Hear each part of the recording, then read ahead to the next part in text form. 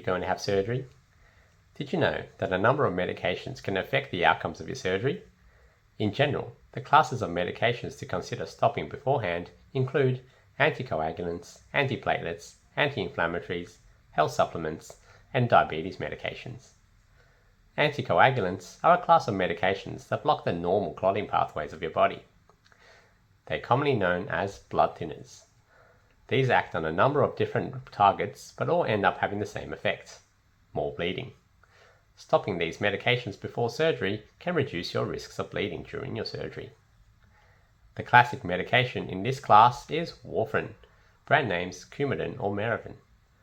Warfarin blocks vitamin K, which leads to prolonged prothrombin time, which we can measure in your blood as INR.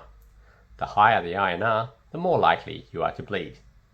We will generally ask you to stop this 5 days before your operation.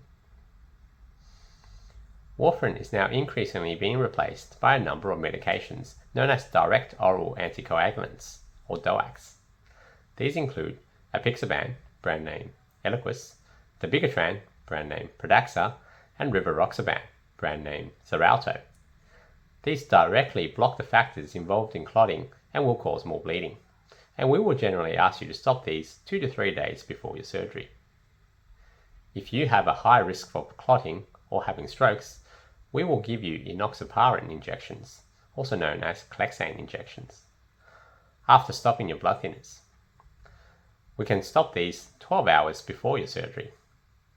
If you have an extremely high risk of clotting or having strokes, or have an active clot but still need urgent surgery, then we can keep you in hospital on a heparin infusion and stop this 6 hours before your surgery. The next class of medications are antiplatelets. These medications specifically block platelets, which form the initial clot, just like scabs on your skin after a cut. There are a number of different classes of antiplatelets, which target different receptors on the platelets. These include clopidogrel, brand names Plavix, Iscover, or Cloplavix; prasugrel, brand name Effient; dipyridamole, brand name Persantin or Astaxanthin; and ticagrelor, brand name Brilinta. We will generally ask you to stop these 7 to 10 days before your surgery, unless you have a strong indication to stay on them, such as severe heart disease or a new heart stent. Anti-inflammatories are another class of medications that increase the bleeding risks. They also have a weak effect on platelets, and in general, we will ask you to stop these 7 to 10 days before your surgery. Likewise, some supplements, such as turmeric and fish oil, also increase your risks of bleeding. Because there are a very large number of supplements that can do this, and supplements in general are not essential for treating any specific medical condition, we will generally ask you to stop all supplements 1 to 2 weeks before your surgery. So far, all the medications that we discussed affect bleeding. Diabetes medications do not cause bleeding, but can mess with your blood sugars during the fasting time before your surgery.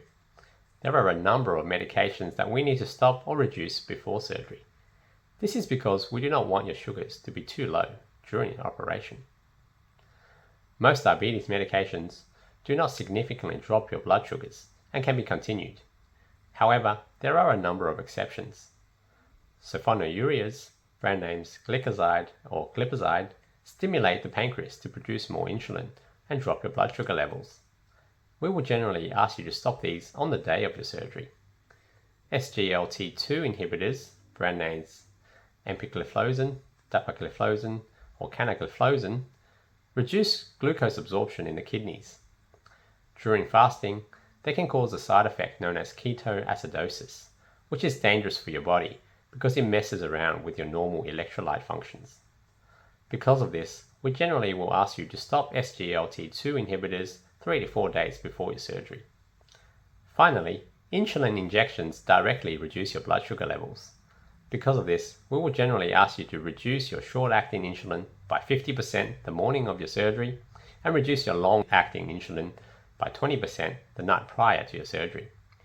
If you are insulin dependent, we may keep you in hospital on an insulin dextrose infusion to maintain your blood sugars at an acceptable range.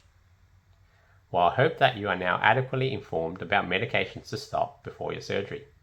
Please watch my other videos for specific risks relating to surgery and anesthesia.